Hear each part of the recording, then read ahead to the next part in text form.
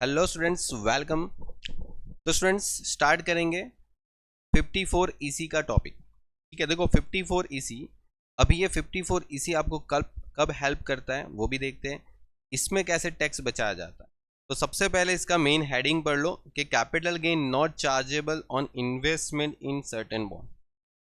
ठीक है, मतलब अगर आप कुछ बॉन्ड में अगर पैसे इन्वेस्ट कर देते हो तो आप कैपिटल गेन से बच सकते हो। ठीक है, मतलब अगर आपको 10 लाख का गेन होता है, ठीक है, 10 लाख का लॉन्ग टर्म कैपिटल, और इस पर टैक्स नहीं भरना चाहते हो तो आप क्या करो, तो बोले कि कुछ बॉन्ड है, और वो कौन से बॉन्ड है अभी हम देखेंगे, उसमें आप पैसे इन्वेस्ट कर दो। जितने पैसे आप उस बॉन्ड में इन्वेस्ट कर देते हो उतना आपको टैक्स नहीं लगेगा। तो ये किसको मिलेगा, इस सेक्शन का बेनिफिट सभी एसएससी को मिलेगा, बिल्कुल मिलेगा। हाँ, लॉन्ग टर्म कैपिटल एसेट होना बहुत जरूरी है, और आपने क्या बेचा होना चाहिए वो भी देखना पड़ेगा कि आपने लैंड बेचा, बिल्डिंग बेचा, या तो दोनों। तो ये सेक्शन का बेनिफिट आपको लैंड, बिल्डिंग एंड अपार्टमेंट है। ठीक है, मतलब लैंड बिल्डिंग पे मिलेगा। अच्छा, अभी क्या खरीदना है, तो बोले सर बॉन्ड खरीदना। तो बॉन्ड खरीदोगे, अगर 10 लाख का समझो आपने लैंड बेचा या बिल्डिंग बेचा या जो भी आपने घर बेचा, उसके ऊपर आपको गेन हुआ 10 लाख। अभी 10 लाख का गेन पे टैक्स बचाना है, क्योंकि 10 लाख पे अगर आपको गेन होता है तो 20% के हिसाब से 2 लाख का तो टैक्स आएगा।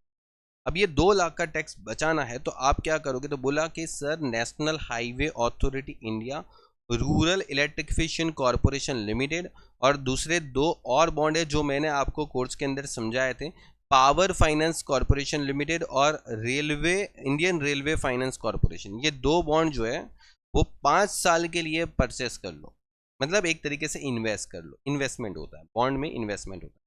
तो बोले कि सेंट्रल गवर्नमेंट अगर बाद में अगर कोई और नए बॉन्ड भी स्पेसिफाई करती है, जैसे देखो सबसे पहले तो national highway authority of India और रूरल इलेक्ट्रिफिकेशन कॉरपोरेशन लिमिटेड वाला ही बॉन्ड था, लेकिन गवर्नमेंट ने बाद में 2 बॉन्ड और नए स्पेसिफाई किए हैं, जिसमें मैंने नीचे नाम दे रखा है।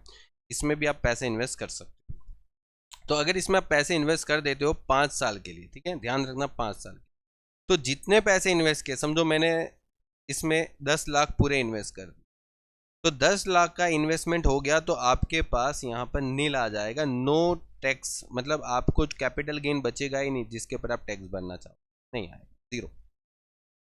ठीक है, लेकिन ये कारनामा आपको करना कितने टाइम में, तो आपने जो एसेट बेचा, एसेट कौन सा बेचा, लैंड या तो बिल्डिंग, ये जो बेचा उसको बेचने से 6 महीने के अंदर अंदर ये काम करना है। ठीक है, यहाँ पर लिखा है देखो 6 मंथ, 6 मंथ के अंदर अंदर आपको ये काम करना है। मतलब समझो आज आपने कोई कैपिटल एसेट बेचा और उसके पर गेन होने वाला है, तो आप अपने सीए के पास जाओ तुरंत और उसकी राय लो, या तो अगर आपको नॉलेज है इस सेक्शन का तो आप डायरेक्टली समझ जाओगे कि देखो आज मैंने कैपिटल एसेट बेची है, तो आज से 6 महीने के पहले पहले मेरे को बॉन्ड खरीदना पड़ेगा, 6 मंथ के पहले। ठीक है, तो आज से 6 मंथ कंसीडर कर लो, उससे पहले आपको ये बॉन्ड में जाके पैसे इन्वेस्ट कर दो, और जैसे इन्वेस्टमेंट करोगे, जितने का इन्वेस्टमेंट करोगे उतने का आपको कैपिटल गेन क्या हो जाएगा, एग्जेम्प्ट हो जाएगा। सिंपल सी बात। हाँ, अब ध्यान ये रखना है कि आप इसको इन्वेस्ट करने के बाद 5 साल तक उसको इन्वेस्टमेंट के तौर पे ही रहने दोगे, उसमें कुछ भी नहीं कर सकते। देखो लिखा है, the assessee should not transfer, convert, avail loan और advance on the security of such bond for the period of 5 years from the date of the acquisition of such। मतलब अगर आपने बॉन्ड बेचा, और बॉन्ड बेचा 5 साल पहले पहले, या उस बॉन्ड को गिरवी रख के आपने लोन भी ले लिया, ठीक है, तो भी नहीं चलेगा, तो भी नहीं चलेगा। ठीक है, तो भी नहीं चलेगा, तो फिर क्या हो जाएगा, ये जो आपने 10 लाख का कैपिटल गेन एग्जेम्प्ट करवाया है ना, उसके ऊपर टैक्स भरना पड़ेगा। ठीक है, तो ये खास ध्यान रखें। फिर ये जो अमाउंट है आपको एग्जेम्पशन कितना मिलेगा, तो अगेन वही हो जाएगा जैसे आपने 10 लाख का लॉन्ग टर्म कैपिटल गेन किया, अगर आपने 8 लाख का ही बॉन्ड में इन्वेस्ट किया है तो आपको 10 और 8 में से जो अमाउंट कम है उतना एग्जेम्पशन मिल जाएगा। अगर ज़्यादा का इन्वेस्टमेंट किया तो फिर उतने का ही मिलेगा जितने का कैपिटल गेन है। ठीक है, सीधी बात है। चलिए, फिर उसके बाद ये है कि आप मैक्सिमम कितना पैसा इन्वेस्ट कर सकते हो, ये एग्जाम में पूछ सकते हैं। मैक्सिमम 50 लाख का इन्वेस्टमेंट कर सकते, मैक्सिमम, मतलब सेक्शन 54 ईसी के हिसाब से आप एक साल में मैक्सिमम एग्जेम्पशन 50 लाख ही ले सकते, उससे ज़्यादा नहीं ले सकते।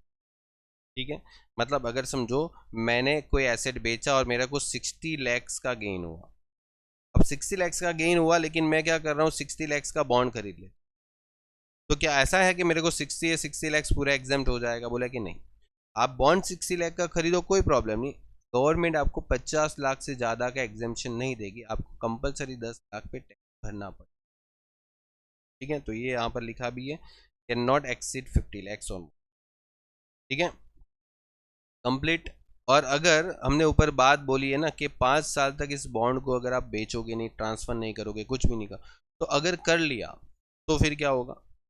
तो 5 साल से पहले पहले अगर आपको पैसों की ज़रूरत पड़ गई और आपने उस बॉन्ड का कन्वर्जन कर दिया, या तो कुछ भी उसके ऊपर लोन ले ली, ठीक है, या तो एक्सपायरी ऑफ 5 ईयर, मतलब बोला ना कि 5 साल के एक्सपायरी से पहले पहले आपने कुछ भी किया, बॉन्ड को बेचा, ट्रांसफ़र कर दिया, उसको कैश में कन्वर्ट कर दिया, कुछ भी किया, तो समझो कि आपने जितना कैपिटल गेन पहले अर्लियर के पहले जितना एग्जेम्प्ट किया था, उतने पे वापस टैक्स भरना पड़ेगा अगर आप इस कंडीशन को वायलेशन कर। ठीक है, लॉन्ग टर्म कैपिटल गेन होगा, मतलब जितना गेन आपने पहले एग्जेम्प्ट करवाया था, समझो आपका गेन हुआ 60 लाख, आपने 50 लाख का इन्वेस्टमेंट करके क्या कर लिया, 10 लाख पे टैक्स भर दिया 20%। ठीक है, अब ये 50 लाख का बॉन्ड जो है वो आपको 5 साल तक उसको इन्वेस्टमेंट में ही रहने देना है। लेकिन समझो इस 5 साल से पहले पहले बिफोर 5 ईयर, अगर बिफोर 5 ईयर अगर आपने इसको इसके ऊपर लोन ले लिया, ये बॉन्ड का पैसा आपने विड्रॉ कर लिया, ठीक है, तो आपने ये जो 50 लाख का एग्जेम्पशन पहले लिया था, ठीक है, उसके ऊपर फिर से वापस 20% टैक्स भरने का रेडी रहना पड़ेगा। ठीक है, क्यों? क्योंकि आपने कंडीशन तोड़ दी। क्या कंडीशन तोड़ दी? बोले 5 साल से पहले आपको ये बॉन्ड को विड्रॉ नहीं करना, समझे? और देखो इसके ऊपर मैंने 2-3 क्वेश्चन भी आपको करवाए थे, तो एक बार वो देख लेना। ठीक है, चलिए, तो ये आपका कंप्लीट हो गया सेक्शन 54 EC। ठीक है, 654 EC ध्यान रखना। अगेन एक बार देख लो क्या करना है 54 EC में, कि आपको लैंड या बिल्डिंग को बेच के अगर उसके ऊपर गेन हो रहा है और उसको आप इन्वेस्ट कर देते हो बॉन्ड में, तो ही इस सेक्शन को एप्लीकेबल होना है।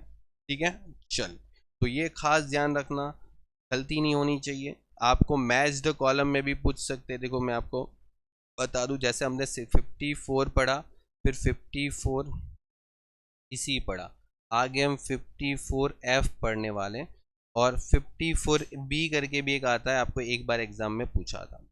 तो अगर इसका मैच द कॉलम भी आपको पूछा जा सकता है, जैसे समझो यहाँ पर 1 2 3 4 दे दिया, ठीक है, और समझो इसके सामने इसके नाम दे दिए, इसका एग्जाम्शन कब मिलता है।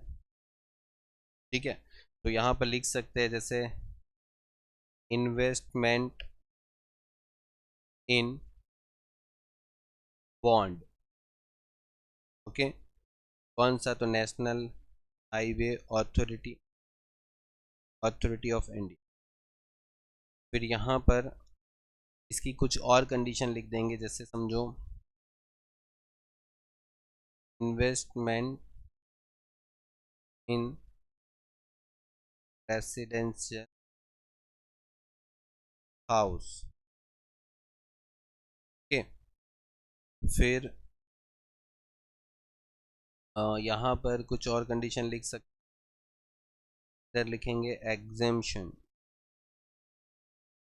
क्या जाएगा, investment in house into long term capital gain divide by net consider. और फिर यहाँ पर लिख सकते investment in agriculture land. Okay, बोलो क्या होना चाहिए? तो देखो सबसे पहले 54F में आप क्या खरीद रहे हो? रेसिडेंशियल हाउस खरीद, तो ये आ जाएगा इसके। फिर 54 EC क्या खरीदते हैं? अभी हमने पढ़ा बॉन्ड खरीद, यह बॉन्ड में आ गया। 54F में ये फॉर्मूला है एग्जेम्पशन, और 54B जो है उसमें ये वाला है। ओके, कि आप एग्रीकल्चर लैंड बेच के अगर आप दूसरी एग्रीकल्चर लैंड खरीदते हो तो आपको उसका एग्जेम्पशन मिलता है, ठीक है। लेकिन क्या बेचना चाहिए? एग्रीकल्चर लैंड बेच के दूसरी एग्रीकल्चर लैंड खरीद, ठीक है। तो ये आपका हो जाता है इस तरीके से टॉपिक, एकदम क्लियर, ठीक है। तो ये एक बार रीड कर लेना, अच्छे से समझ लेना, ठीक है। इस तरीके से भी आपको टॉपिक आ सकता है, ओके। चलिए, तो good bye and take care, मिलते हैं नेक्स्ट लेक्चर में, और नेक्स्ट लेक्चर में हम डिस्कस करेंगे 54F को, ओके। चलिए, good bye and take care.